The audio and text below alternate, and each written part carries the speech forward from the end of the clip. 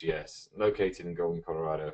And as most of you probably know, we have a major mission to respond to global earthquakes on a 24/7 basis. So our office here is manned 24 hours a day, 7 days a week, by a group of analysts that are in control of locating earthquakes, figuring out the magnitude of earthquakes, and releasing that information to the public, to aid organizations, to government organizations, to you, the academic community, to the general public, and the media, to anyone that basically needs to have information about those earthquakes or respond to those events. The second major mission is to integrate all of this information, distribute our real-time seismic data from many networks around the world. Obviously, principally the Global Seismic Network and the Advanced National Seismic System, which forms the backbone network in the United States, and many other regional networks and many other foreign networks. I think now we have data from over 3,000 seismic channels globally that we integrate and process in real time or in near real time at the NEIC. And the third major mission, the one that I'll try to focus on today, is to pursue an active research program that improves our ability to locate and understand earthquakes. So in the sense of all three of these together, the second major mission is necessary to fulfill the first one, and the third mission is necessary to improve that first one, and that's what we'll be talking about today. So by way of really introducing those research products, this timeline just goes through our response to last year's magnitude 9 Tohoku earthquake. And you don't necessarily need to dwell on the details of this movie, because I think it's probably going a little too fast for that. But I just kind of wanted to give you a sense of the timeline of when products are released, when locations are released, and when the downstream products that describe the earthquake size, the earthquake shaking, are released with respect to the earthquake origin time. So each of these little boxes just give some information about a product that was produced after that magnitude 9 earthquake occurred, essentially when we knew what information, when we released that information to the public, and how that information affected the processing of products that we did further down the line. So you can see we have a lot of coordination with the tsunami warning centers.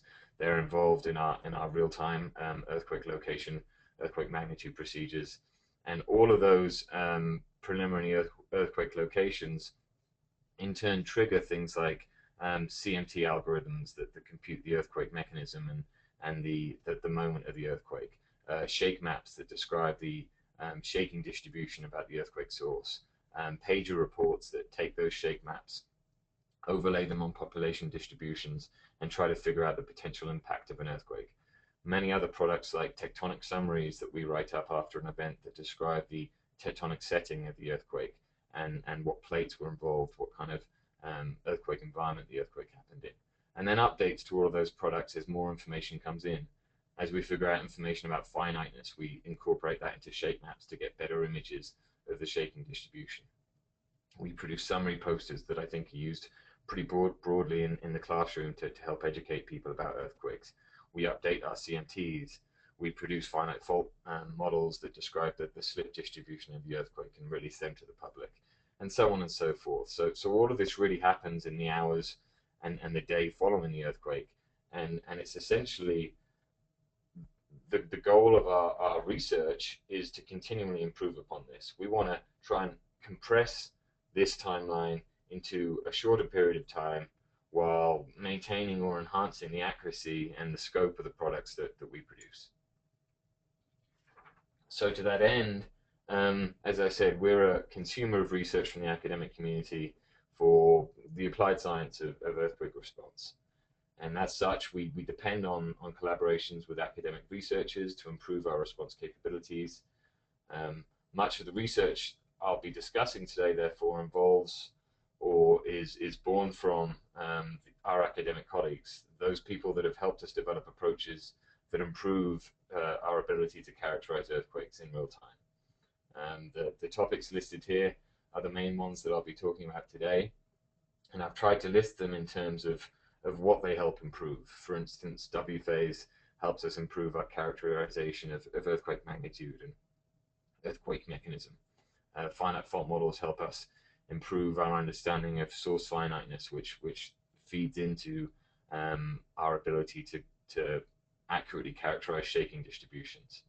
I'll be talking about some new approaches to earthquake location and to earthquake relocation that help us rapidly assess the accuracy of our real-time aftershock locations for earthquakes. And moving on from there, in a more broad research sense, some of the work that I've been doing with subduction zones and slab geometries to try and better understand the environments that many of these major earthquakes can happen in, and how that feeds back into earthquake hazard. So first of all, W phase inversion. And as a little bit of a primer for those of you that aren't familiar with the W phase, the W phase itself is basically a complex interference of body waves at very long periods. It's a phase that arrives between the P and the surface waves, so it's very fast. It's long periods, so it travels in the upper mantle and it's fairly stable, unaffected by shallow heterogeneities. The inversion approach itself has been developed by Zachary Dupatel, Luis Rivera, Hiro Kanamori, and they've in the past, in their discussions of the W phase, characterized it as analogous to a whispering gallery effect, and that's, I think, why they gave it the name of W phase. And for the inversion approach, we can synthesize it by a superposition of normal modes, and so we can invert the W phase with a pre-built catalog of synthetics, and because it arrives very quickly there between the P wave and the S wave, or the P wave and the surface waves, we can do this very quickly after an earthquake occurs.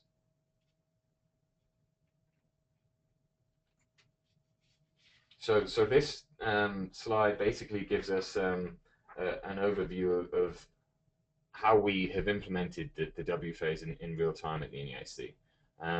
The figure's a bit busy, but it basically just shows in a timeline approach on the bottom axis and a distance approach from the earthquake origin on the top axis, how we produce this information in real time.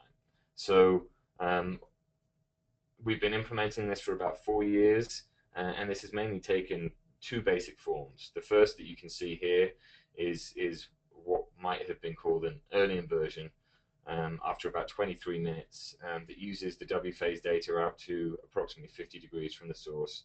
And this just gives us an initial characterization of the earthquake. Just over 10 minutes later, we then perform an inversion using data over the full teleseismic range out to 90 degrees from the source, that gives us a more data-rich and hopefully more accurate characterization of the earthquake source. The examples shown here are for a reasonably moderate to large Peru earthquake from last year, and they just show the progression of the W phase magnitude and W phase moment tensor through various stages of this inversion algorithm. First of all, the initial inversion at the triggered origin time and location, using a magnitude that's based on the triggered, sorry, using a filter that's based on the triggered magnitude released from the analysts here at the NEIC, or perhaps those over at the tsunami warning centers. We then perform a series of grid searches to better characterize the half duration of the moment tensor and the centroid location of the moment tensor, that progressively improve the characterization of the earthquake source. All of this occurs within just several minutes after the initial trigger, such that we produce a solution for these earthquakes after perhaps 25 minutes, and then again at perhaps just over 40 minutes after the earthquake occurs. And depending upon the reliability of those solutions, we post them to the website, we distribute them via mail servers, and they're then used for a variety of downstream products. More recently, and again with the help of Zachary Dupatel, Luis Rivera, Hiro Kanamori, and those that have been working on the W phase inversion approach, we've applied this inversion at regional distances. While this has involved some complications because the time window that we're using here is very short. The data can be contaminated more by crustal structure at regional distances than at teleseismic distances. And at these short distances, the assumptions of point sources breaks down for very large earthquakes in particular. We've nevertheless been able to show over the past few months that we've been applying this, that where a significant number of data are available at regional distances, the inversion gives a quick and very, very useful early characterization of the earthquake size. And I'll talk more about this in a few slides' time. First of all, this slide just shows the results of our automatic real-time inversions run at the NEIC over the past year or so, in comparison to the solutions that are ultimately posted online. So this is essentially a comparison of the performance of the automated algorithm versus the solutions that we'll manually look at, modify slightly, and then post to our website and use as our official magnitudes. And what you can see is that the automated approach performs very well. Almost exclusively, magnitudes are accurate to within plus or minus 0.2 magnitude units. And really, one of the only major difficulties we have in real time is for those earthquakes that occur shortly after similar or larger size events, where the data for the second event are contaminated by data from the first. In such cases, we have to take pretty significant care on the data selection and the data filtering, and some more manual approaches are often needed to extract useful information, such as removing a synthetic of the first event from the time series of the second before inverting for the second earthquake. And those procedures just take longer time and involve, at least at the moment, more manual input. An example of such events might be, say, the second Iranian earthquake that happened just a few days ago on Saturday. A magnitude 6.4 and 6.3 earthquake happened about 10 minutes apart. And the inversion for the second magnitude 6.3 earthquake was very difficult because those data were contaminated by the first event. And similarly, in April of this year in Sumatra, there was a magnitude 8.6 earthquake that was followed shortly afterwards by a magnitude 8.2 earthquake. And that 8.2 earthquake was difficult to invert for the same reason. So we've used this W phase inversion approach to build a historic catalog of W phase solutions. And this is published in Zach Dupatel's paper earlier this year in GJI. And the figure here is just one of the summary figures from that paper that show how those W phase mechanisms compare to the published GCMT mechanisms for the same earthquakes. This particular slide shows solutions using 90 degrees worth of data, inclusive of the region 1990 to I think 2010, and for all earthquakes magnitude 6.5 and above. And again, it shows that the W phase inversion algorithm performs extremely well in comparison to GCMT. Differences rarely exceed plus or minus 0.2 magnitude units. And if we focus in on the area below magnitude 6.5, we've also shown in this paper that we can extend the W phase approach down to those smaller magnitudes and still produce very reliable results. And you saw this also on the previous slide for the real-time solutions. And so this is just showing that for even small earthquakes where you can't really see the W phase in your seismic data, we can still invert for the mechanism of the earthquake using the W phase inversion approach. And at these sizes, what we're really doing is just a long period body wave inversion, but it still is very stable and quite accurate.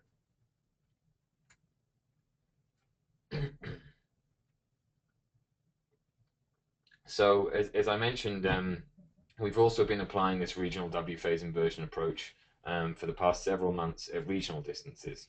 And when I say regional distances, I mean within 12 degrees of the earthquake epicenter, which equates to about 5 minutes in terms of travel time for the W phase, and also 20 degrees, within 20 degrees of the epicenter, which is about just over 8 minutes in terms of travel time for the W phase. And this figure shows the results that we've compiled so far for those solutions. And there's several things to look at here. On the horizontal axis is the number of channels that have ultimately been used in the inversion for the W phase solution. So this is perhaps a proxy for how reliable the solution is. Obviously, the greater the number of data used in the inversion, the more reliable the solution probably is. On the vertical axis, we're showing the difference between the magnitude of the regional inversion versus the final published solution, just to show how well these regional solutions compare to those solutions that are ultimately published on the website. The size of the circles that you're seeing shows the ratio of data requested to data used. So for any given earthquake, we request all data within a certain distance period that is available at the NEIC in real time. But obviously not all of those data are high quality. Some are noisy, some have just problems with the data, and therefore they can't be used in the inversion process, and they're removed from the inversion procedure as the inversion proceeds. And so the size of these circles just gives a measure for how much data we're retaining in these inversions. And the color of the circles finally just shows the angular difference between the regional CMT and the final published CMT. And basically this again is a proxy for how well the regional solution is mirroring the final published solution. Small numbers or light circles are good, large numbers, dark circles are bad. And I think what you can see is, again, the inversion algorithms performing very well even at regional distances. As probably many of you know, the last few months have been fairly quiet in terms of earthquake activity, at least until the past weekend and the past several days. So we haven't got a huge data set to look at here, but we've still been able to show, I think, that this inversion approach holds significant promise to produce quick and accurate earthquake magnitudes, and has a lot of potential for giving situational awareness immediately after large earthquakes occur. And because of the time windows that these inversions are available in, translating, as I said, to about 5 or 8 minutes after the earthquake origin time, these results are essentially available immediately after a trigger is received, locating the initial earthquake. The next several flashes of this slide just show some examples of recent earthquakes. First, a magnitude 6.2 earthquake that happened last week in the Aleutians. A very solid performance in that region because we have a lot of data available from regional networks. One of the Iranian earthquakes, this is the first Iranian earthquake from Saturday. Not as many regional data are available there, and so not as well performing a solution, although the solution at 20 degrees performed quite well, gave us an accurate magnitude very quickly. The second of the Iranian earthquakes, again, not particularly well, but probably because it was contaminated from the first event. A magnitude 6 earthquake in Peru from earlier this month. This was a very deep earthquake, and we have a lot of regional data from Peru and Chile and other parts of South America, and so this inversion produced a very accurate solution. Hey Gavin, I have a question. Sure. Questions from Paul Richards. He just was curious, what does CMT angular difference at the top mean? It's just a comparison of the rotation required of the moment tensor from one solution to reproduce the second solution. Okay. So it's just a rotational differences between the two matrices. Again, like I said, just basically a proxy for how similar the two solutions are. Okay, great. And this earthquake that I'm highlighting here, the a magnitude 5.4 earthquake in Italy from a couple of months ago, was a regional solution that was produced in non-real time. So once we started getting the regional algorithm going, but is an illustration of how we might be able to perform even for smaller earthquakes in places like Europe, where we have a very dense data coverage. I think finally, I also show the magnitude 7.7 Rupture earthquake from a couple of days ago.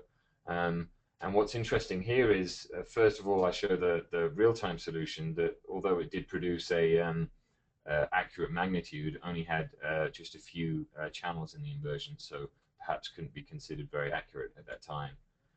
When we run this earthquake in non-real time, we retain many more channels and produce, again, a very similar magnitude. And the difference between these two solutions is basically because there are a lot of data in the Chinese and Russian regions that we don't receive in real time, that come in with a approximately 30-minute delay.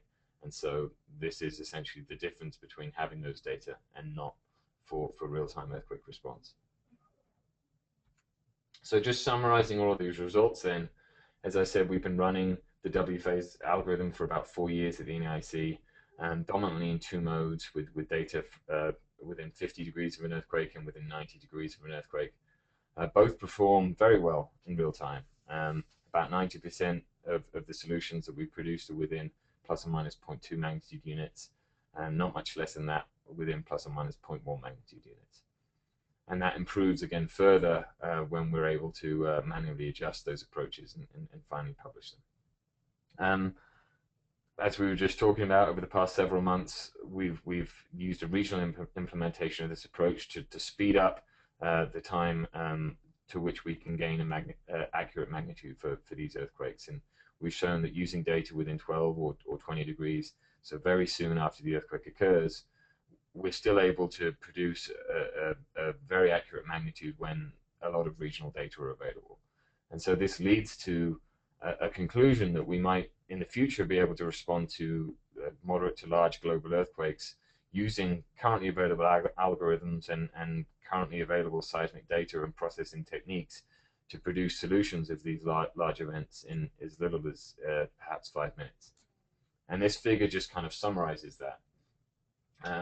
And I'll end my discussion of W phase with this, just to show that based on our current implementations of the inversion at regional distances, and including some information on station availability at the NEIC, data recovery, and the usage of data in the real-time inversion process, this shows what kind of idealized response times might be available for an earthquake in any given location around the world.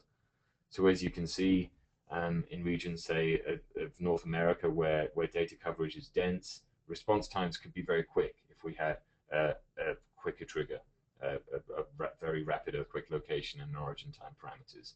But in certain regions of the Pacific, alarmingly parts of Japan as well, where we don't have a huge number of real-time data available at the NEIC, those responses are slower just because of the number of data that are available.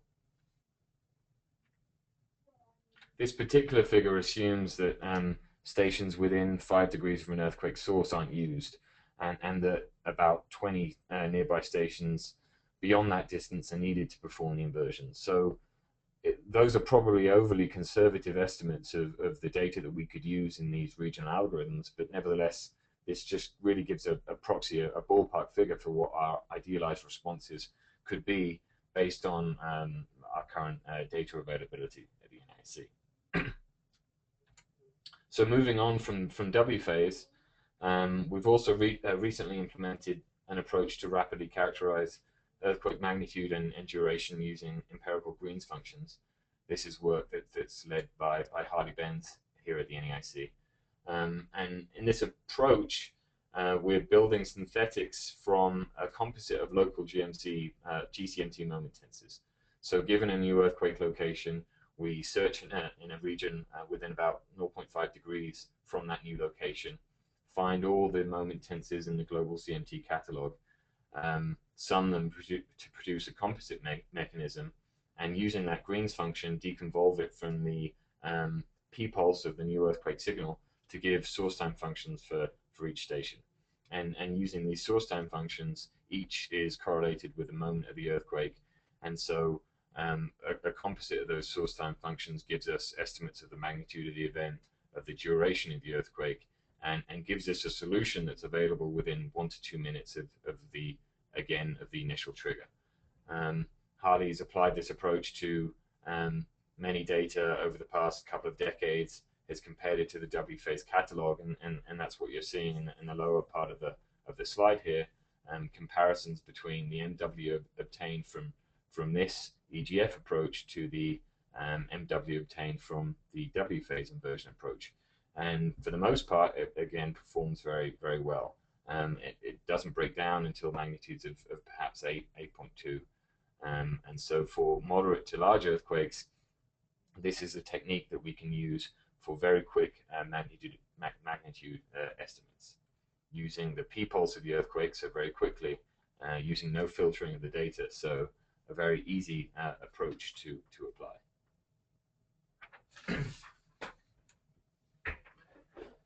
As I think many of you probably know, we also produce rapid finite fault models after earthquakes occur here at the NEIC. We adopt a teleseismic inversion approach to produce these models, and I'll explain both what finite fault models are and what we're doing with them in real time, and in research applications here over the next few slides. So quickly first, as a way to introduce finite fault modeling for any of you that aren't really familiar with the approach, this slide essentially shows what we're doing. The slip history of a fault is made up of a summation of the displacement histories of each of a series of point sources along that fault, delayed appropriately in time to represent the propagation of the rupture across that fault length. And the signal is then modified through the earth by the attenuation of the earth, the near source structure, and ultimately by the instrument that records it as well through the instrument response.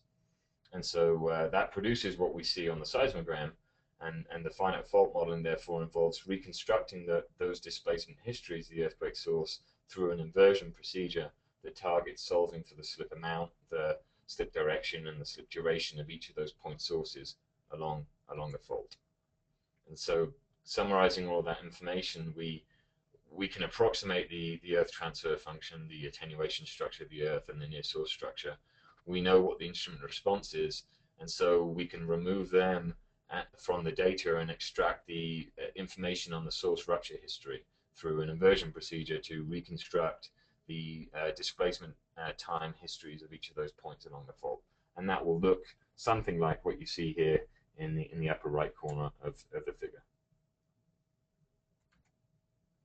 Why this matters for us in real time at the NEIC is principally because it affects earthquake shaking.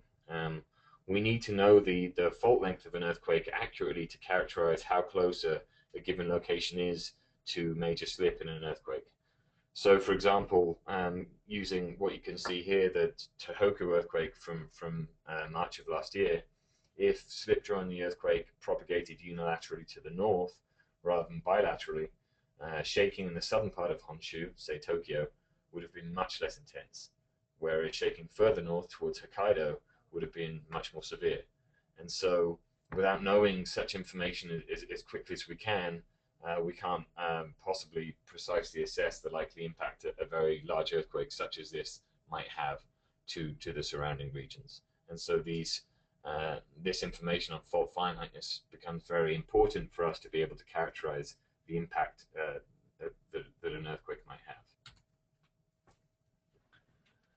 Now, in operational mode at the NEIC, we trigger finite fault inversions in real time automatically after the completion of the W phase CMT inversion algorithm. So they link together very nicely once we have W phase solution, and once the surface waves have reached about 90 degrees, we automatically trigger the finite fault inversion algorithm using the best fitting nodal planes from those CMT solutions as our assumed source geometry.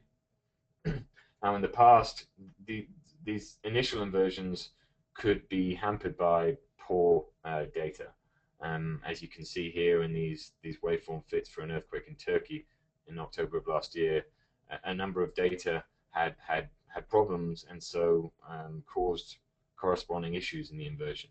and ideally would like to remove these data from the inversion approach before we even conduct the initial inversion. And we can do this by only using in the inversion procedure those data that pass the signal to noise ratio and other noise characteristics from the W phase inversion algorithm. And so hopefully using this approach, we can produce a more rapid solution than we might be able to using just all available local data. At the moment, and traditionally over the past several years, we've been following the approach of Chenji and his colleagues to do this inversion approach. We invert body and surface wave data to recover the space-time history over the assumed fault geometry from the W phase mechanism based on those best fitting nodal planes. We produce the fault size based on empirical relations between the earthquake magnitude and fault length and fault width. And at each subfault, so at each point along that fault trace, we're solving for the slip amount, the slip direction, the rupture initiation time. So when rupture began at each of these point sources after the origin time of the earthquake, essentially dictated by the rupture velocity of the earthquake, and also the duration of the rupture at each of those subfaults. And so with all of this information, we reproduce the source time history of the earthquake itself.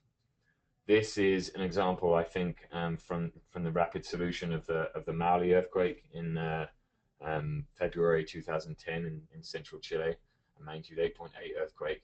This was the solution that was posted online several hours after the earthquake, again using inverted body wave data and surface wave data to reproduce that slip history of the fault across the subduction zone surrounding that earthquake. And typically, because of all the free parameters we're inverting for in the inversion here, the inversions can take some time, perhaps up to 30 minutes for these large earthquakes. And so these solutions are generally available maybe an hour and a half or several hours after the earthquake occurs. Once those initial solutions have been released and published, we then concentrate on trying to fine-tune those inversion results, better match waveform fits, more accurately pick the onsets of those earthquake data, better match assumed fault geometry, so we know slab structure in the region, say from our global slab geometry models, and we can make sure that the fault geometry we're inverting for match what we know about the fault structures in these regions. We can explore the effects of rupture velocity on these inversions and see what effect varying those rupture velocity parameters or bounds have on the final solution. We can explore slip and rate constraints at various points around the fault and the sensitivities to different teleseismic data that we've used in the inversion. All of this is kind of done in the hours following the initial release of the first finite fault solution. So over the coming hours or days, we might release an updated solution that hopefully better characterizes what we know about the earthquake source. And again, this is an example of our updated solution for the Maule earthquake in 2010 that I'll be speaking about in more detail towards the end of this talk. So as I mentioned, there's an obvious trade-off here between the accuracy of the solution we're trying to produce and the time that it takes to produce it. The inversion could be sped up by constraining some of these parameters, such as break or rupture velocity. If we assume that they were fixed in the inversion, we could create an inversion solution much more quickly. Rather than doing that for the approach that we've traditionally used, what we're now doing at NEIC is taking on an inversion approach through work by Carlos Mendoza and Steve Hartzell that inverts P waves and so body wave data only in an inversion process with constrained rake and constrained rupture velocity, with a constrained moment and geometry from the rapid CMT solutions. And because the model space here is much smaller, and because we're only using P waves, so they're available very quickly, much more quickly than surface waves that we're using in the previous approach, these solutions are going to be able to give us very rapid estimates of the bulk characteristics of the earthquake rupture before we can implement the more detailed inversion approach following Chenji's methodology.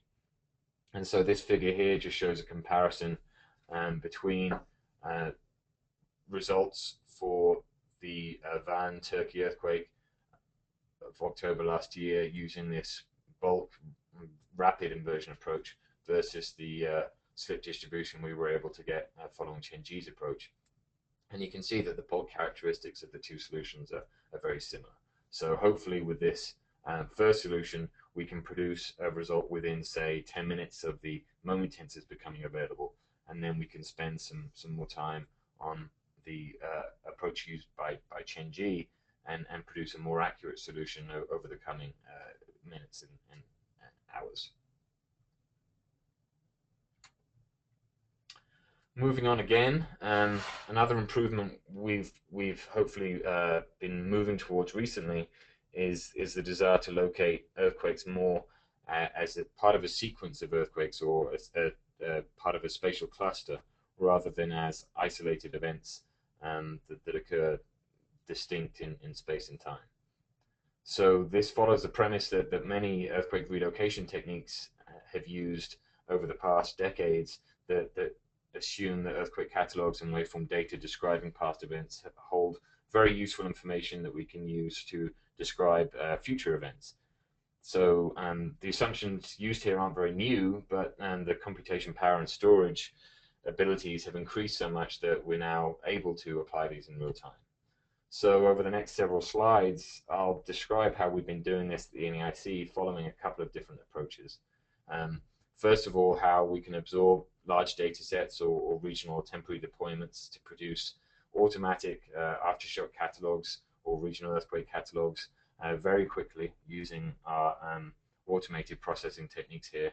And secondly, how we can use these data and similar phase data from any global or regional catalog to locate earthquake sequences as earthquake clusters rather than as isolated events. So first of all, this slide basically just discusses portable array HYDRA, which is an offline version of our real-time seismic processing system.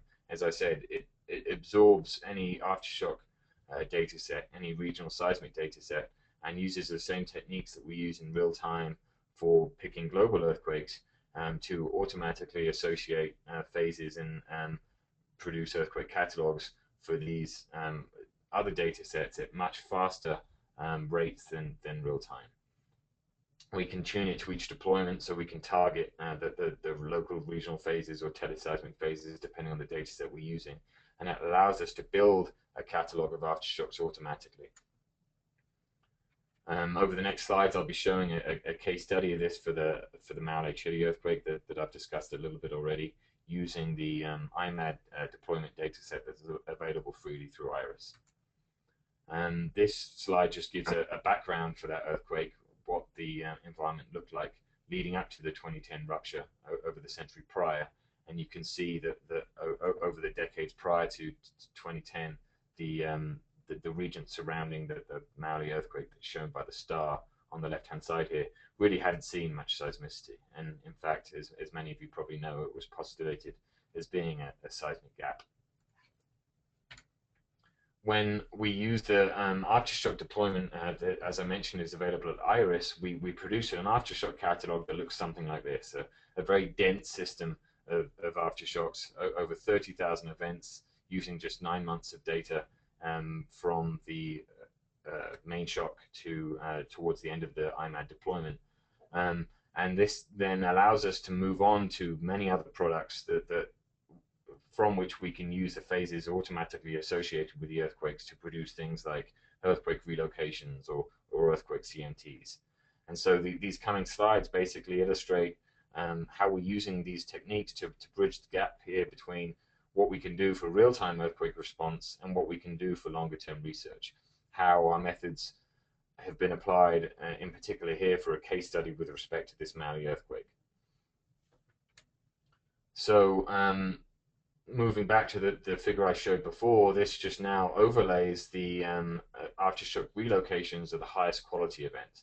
So basically using the phase picks and the catalog that has been built from that automated system, we're able to go back, use those phases of the highest quality events, and put them through an earthquake relocation procedure to produce a smaller catalog of the highest quality earthquake locations, earthquake relocations, so that we can really analyze the detailed distribution of the earthquake aftershocks.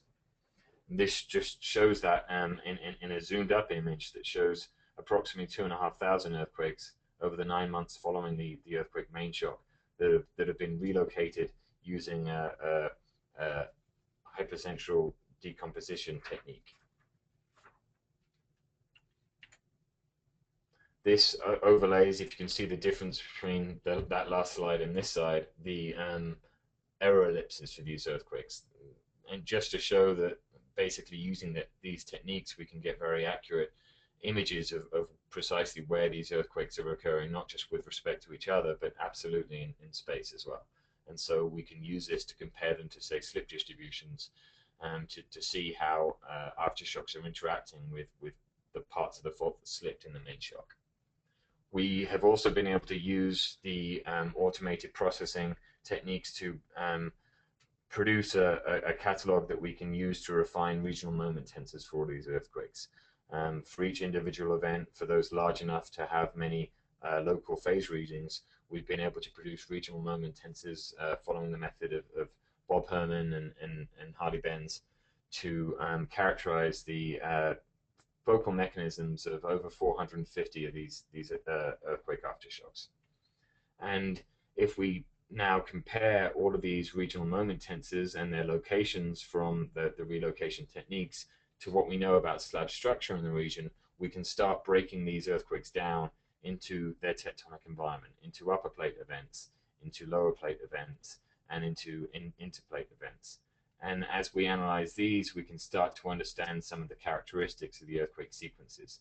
For instance, here in the north, you can see a large sequence of normal faulting events that occurred later in March of 2010, associated with two, I think magnitude 6.9 and 7.0 aftershocks occurring on the same day near Pichilemu. Perhaps these regional moment tensors for the lower plate events are indicating some kind of steep reverse faulting within the subducting plate in the southern part of the rupture zone of the Maule earthquake here, that we wouldn't have necessarily been able to identify or accurately characterize without these higher resolution relocation and moment tensor algorithms. And again, we can start to compare these regional moment tensors of the intraplate aftershocks with the slip distributions of the main shock to really characterize where these aftershocks are occurring with respect to the main shock epicenter. And I'm just showing that over these next few slides for a number of different finite fault models. First of all, a finite fault model assuming a single plane in the inversion algorithm that explains the seismic data very well and seems to show a broad anti-correlation between where the aftershocks are occurring and where the main slip in the main shock has occurred. Next, a three-plane finite fault model that essentially uses a geometry that better matches the change in dip of the subducting slab in the down dip direction. A very similar solution to the last slide, just shifting around the peaks and slip of that main shock solution somewhat, and perhaps causing a better correlation with where those aftershocks are occurring. And then finally, moving on to a five-plane finite fault model that better matches the change in slab geometry along the strike of the slab, so includes not only changes in the down dip direction, but changes in the along strike direction. Again, a very similar model to the last one shown, but perhaps better resolving exactly where those peaks in slip are occurring on the fault plane. And one of the reasons we think we can say is we can say that the multi-plane solutions seem to be matching the data better is by using regional GPS recordings. These figures just show comparisons between observed horizontal GPS vectors and those predicted from each of the finite fault models here. And what we can see in those figures as I step through them is that although each of these finite fault models is matching the teleseismic data pretty much equally well, they match the regional GPS data very differently. And so these regional GPS data are much more sensitive to the source geometry we're assuming in these finite fault inversions, and we're reducing our residuals in the single plane inversions from upwards of 60 centimeters to approximately 30 centimeters in the 5-plane solution. And similar for the vertical GPS vectors, reducing the misfits in these solutions by a much larger margin. And so we can see with this 5-plane finite fault model, we're matching regional GPS data very well. We're matching teleseismic data very well, and we can start integrating all of this data together to interpret it in the same framework and understand really the seismotectonic frameworks of the entire main shock aftershock sequence, moving into a more long-term research goal. Towards the end of this talk now, as I wrap up, I'd like to touch a little bit on Slab 1.0, which are our models of 3D subduction zone geometry. These models have been developed to help our real-time characterization of earthquake depth, of the source geometries assumed in finite fault models, and of things like hazard as well. Better knowledge of fault geometries gives us better knowledge of the hazard that those faults can produce. These models are available in very many different formats at the website that's shown here. Over the past several days, we've also made these models viewable from our homepage and an interactive algorithm that you can link, as you can see here from the homepage, and it gives you the ability to search through the depth, dip, and strike models for each of these global subduction zones. Currently, Slab 1.0 covers about 85% of global subduction zones by area. Hopefully soon we're going to be adding a model for Cascadia based on the work that Pat McCrory has been doing in the Cascadia region, and we'll be moving on to other areas such as the Philippines, New Zealand, and areas like that, as we can integrate more regional data sets. In terms of how we can use Slab 1.0 and why I've included it in this talk, it becomes really important for things like seismic hazard, say, if we can infer seismogenic width.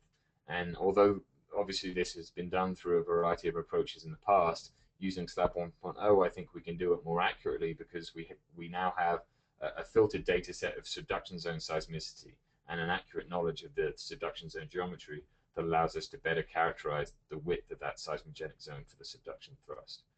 We can improve our rapid finite fault models, as I said, and as I've shown, by improving the source geometry that we use in those finite fault inversions.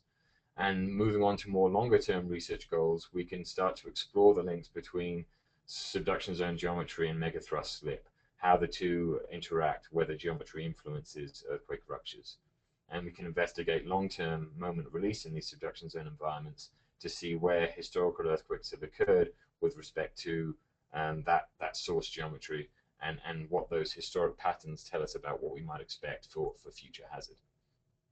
These next couple of slides just show how we've used Slab 1.0 to infer seismogenic width for these subduction zone thrusts. Very similar to the approach that Pacheco used in 1993, but now instead of assuming a fixed dip for to convert a depth profile here to seismogenic width, we use the distance along the geometry model from the 3D Slab 1.0 geometry model to figure out subduction zone width.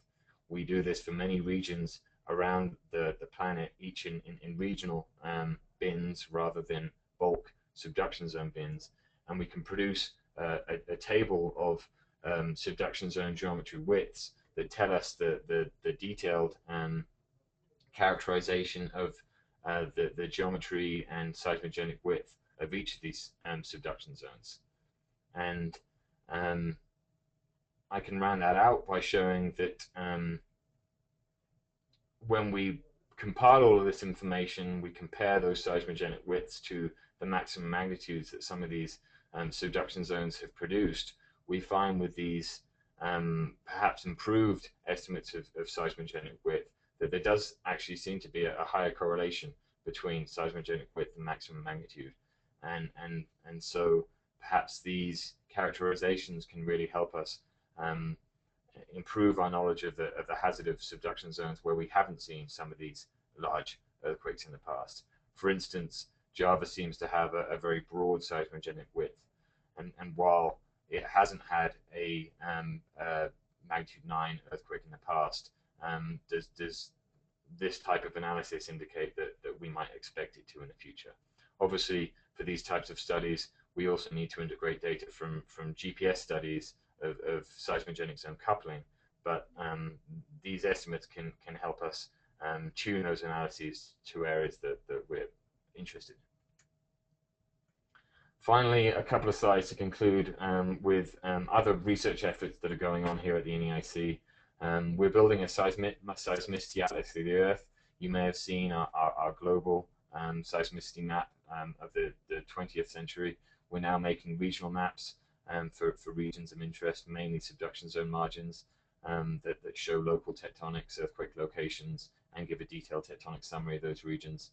Shake map and pager atlases that are a compilation of historic earthquakes, the ground motions that we can collect from these events, and information about the earthquake effects, fatalities, injuries, building damage, and their inventories, to build a better characterization of the earthquakes that have happened in the past that can in turn improve our characterizations of similar events moving forward.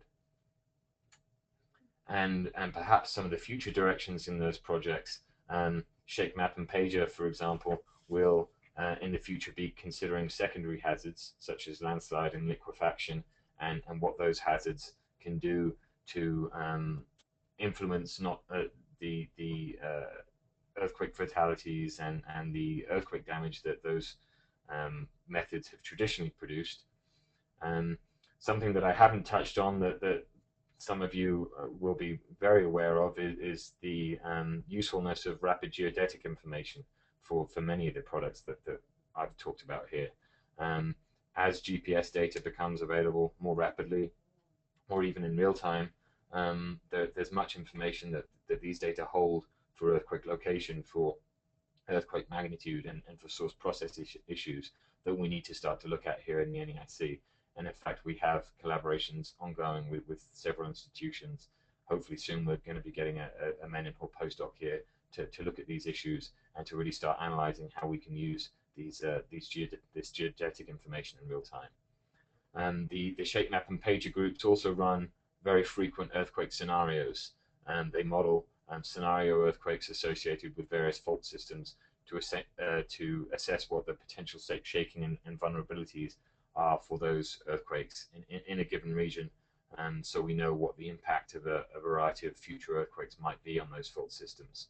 And we're also moving towards rapid earthquake relocations, integrated analyses of aftershocks with their main shock as sequences, new locations within the framework of past events, so we can really start to integrate all of this information we have on historic earthquake locations and their waveforms with new events, so that everything isn't put into an isolated framework, so that we can interpret it all together. This is an example of one of those regional atlases. We've had the help of many student interns here this summer to improve the tectonic summaries that are included in these atlas maps. And these are now available from our website. So if you can't find it on our website, please contact me if you're interested in them. And this is just a summary of many of those other products that we produce. As I've spoken a lot about Pager, I've spoken a lot about Shake Map.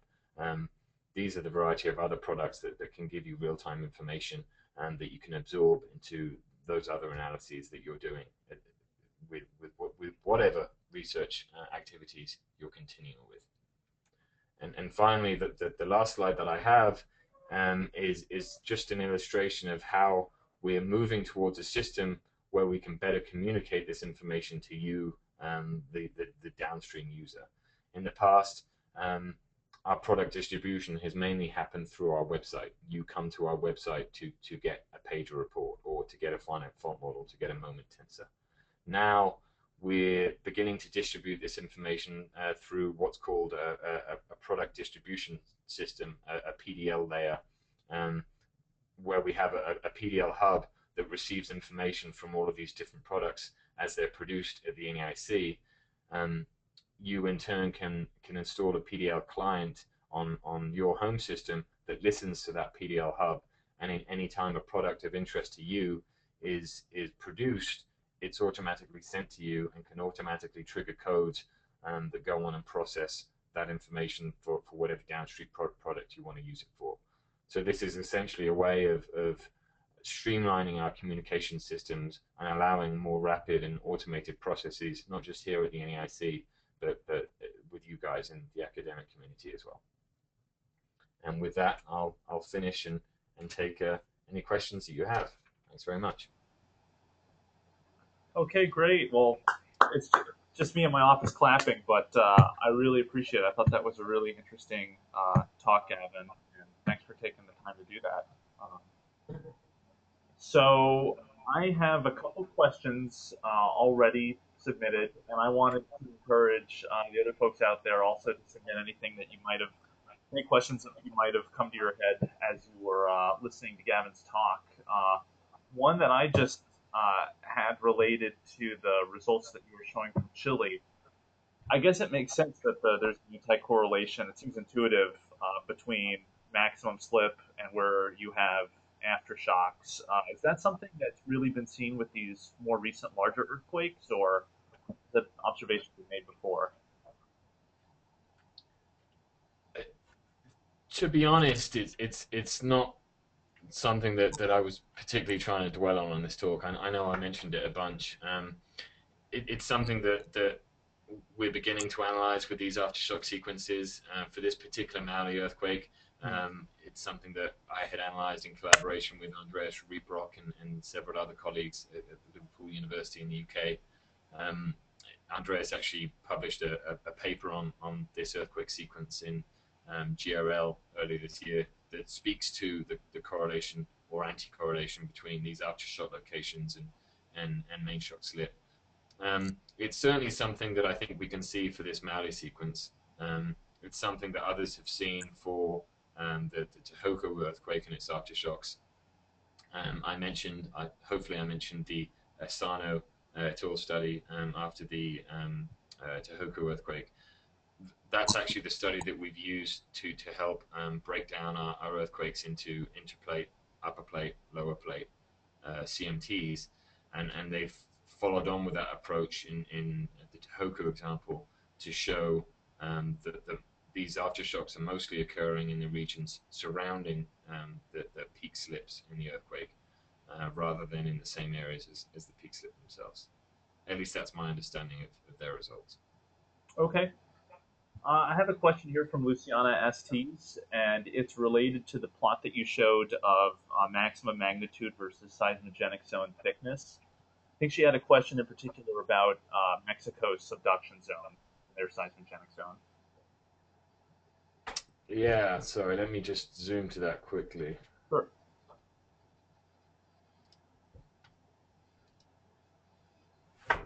Okay, go ahead.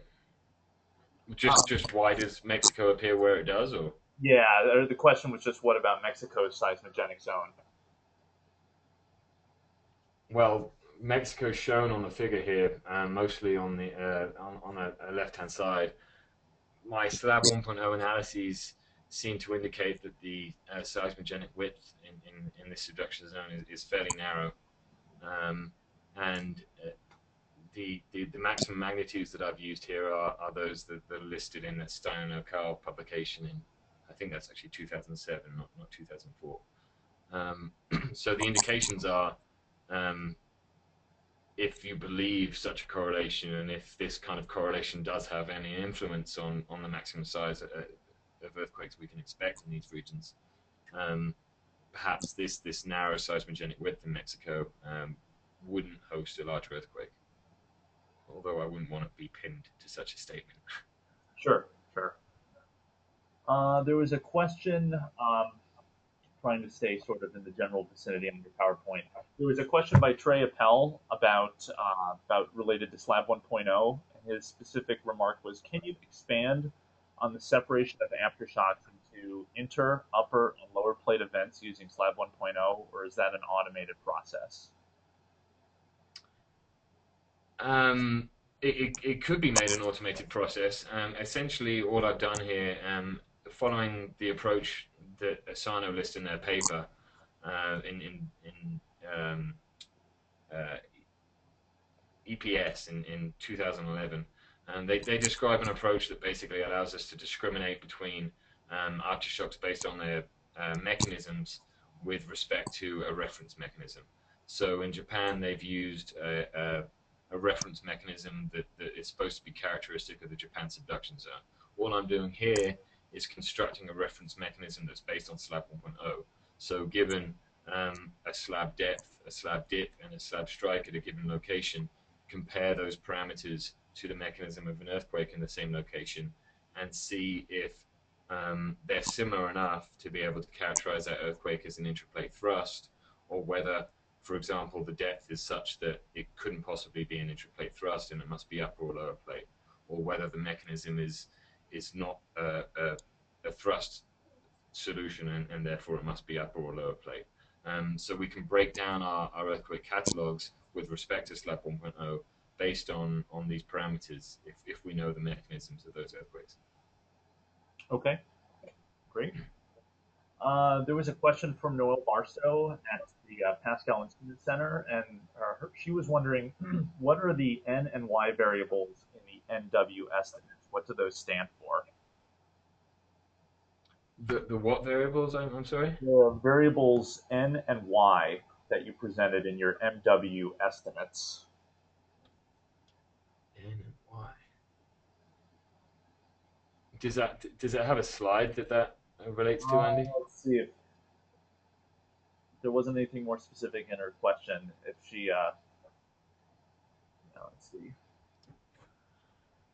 I'm sorry, I must be blanking on exactly what part of my presentation that I presented those parameters in, but perhaps I could take that in a follow-up email. Okay. I'd be happy to try and answer that afterwards. She said earlier in the talk. I don't know if that helps. Yeah, well, W phase was discussed at the beginning of the talk. N perhaps would be the number of channels that we've used in the inversion. I'm just guessing off the top of my head. That's kind of shown here on the regional W phase figure, that the horizontal axis is the number of channels that we've used in the inversion. I don't, off the top of my head, recall a parameter that I've called Y. Okay, no problem. I mean, that's something that we can always emails can be exchanged afterwards, just in case. There was a question from Luciana about related to the response time due to array proximity for some of these estimates. What would the effect of not having TA stations on the East Coast have for this time response in North America? I'm sorry, I missed that, Andy. Can you repeat that? Oh, sure, no problem. It was what is the effect if you removed the TA, the transportable array, from the central and eastern U.S. from this map? What effect would that have on the time response? You know, I haven't tested it. Probably, certainly in the eastern US, it would be quite significant because our backbone network is less dense in that region. But we do still have the ANSS, so there are still a reasonably large number of stations there in comparison to many other areas of the world. I'd imagine, and I'd be happy to produce this, if I remove the TA from this figure, those blue areas in the eastern US would start to transition towards more green areas, but I think they would still stay green. Okay. There was a talk or another question submitted by Noelle, but she says it's actually from your old friend Mouse at the Pascal Instrument Center. And that was, would you talk more about the automatic solutions that produced false positives in California after the recent earthquake in Russia? Can I talk more about those? Okay. Yeah, they came from, I believe they came from the regional network in Northern California, and they're just a result of misidentification and misassociation of phases associated with the I believe the deep Russian earthquake, the magnitude 7.7, deep beneath the Okhotsk Sea off northeast Russia, that occurred at about the same time. And unfortunately, that's a known issue in some of these automated location algorithms that produce solutions that we try to remove as quickly as we can, as I think we did on Sunday night. There's a question from Fred Masson, and this is related to another subduction zone. Do you or collaborators have any investigations in progress in the Lesser Antilles? In the Lesser Antilles, not at the moment. I do know of some studies that are going on there. Unfortunately, not off the top of my head. Tom Parsons did have a model of the Lesser Antilles subduction zone geometry that I've been considering incorporating into the same framework that we're displaying for Slab 1.0. Unfortunately, the Lesser Antilles, well, fortunately for the Lesser Antilles, I suppose, but the subduction zone doesn't have very many large earthquakes. And so in regions where there aren't many moderate to large earthquake moment tensors, it becomes very difficult to constrain using the approach that I've adopted for Slab 1.0, which filters earthquake catalogs based on moment tensors to only focus on subduction thrust earthquakes. For somewhere like the Lesser Antilles, we would have to adjust that filter so that we can incorporate more earthquakes that don't necessarily have associated moment tensors, but that we know are subduction zone related. And that would just be more of a manual process. And it's something that we haven't started yet here, but we hope to in the future. Or if we don't do it, we hope we could incorporate a model from someone else that is focusing on that area. Okay, great. So I think that's it for questions. Just wanted to thank everyone for attending, and quickly just make a reminder that I started out with this at the very beginning of the talk today, but I just wanted to bring up one more time the IRIS webinar webpage. We'll have an archived video copy of this webinar up here in the next week or so. We just have to clean it up and put it on YouTube. So please, iris.edu webinar, and we'll have more of these webinars over the next several months as they're scheduled. And again, Gavin, thank you very much for taking the time to make the presentation. I thought it was great. Yeah, thanks very much, Andy, for the invite. My pleasure. Problem. And I didn't read them out as questions, but there were several comments from various people that really enjoyed the webinar. So thanks again.